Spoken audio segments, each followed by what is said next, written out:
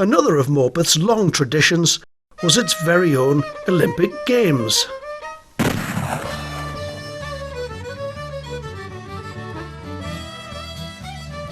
The date for the Morpeth Olympic Games was always set for August Bank Holiday Saturday and August Bank Holiday Monday.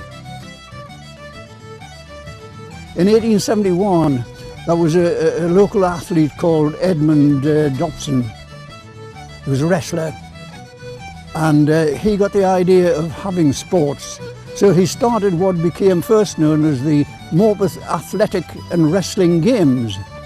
I think the first prize was £7 and a medal which Dobson had won for wrestling.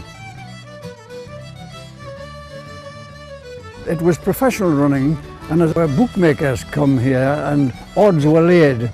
Therefore, what used to happen for a handicap like Morpeth, which was the premier handicap in England, if a party who are commonly known as a school had a good runner, they wanted to keep his performances very secret.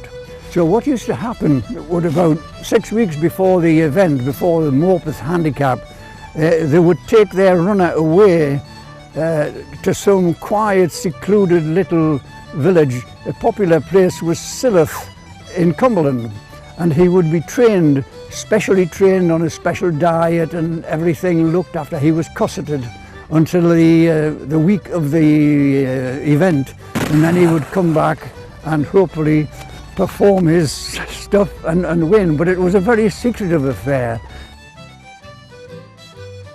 The watchholder had to watch for the puff of smoke coming out of the gun, and he saw that before he heard the bang, and that could make a much difference in the timing of a man of 2 feet in 100 yards. The wrestling formed a great part of the games here. There sometimes used to be a prize for the best turned out wrestler, and you had these big strong he-men with these fancy embroidered shorts, but it was all part of the sport.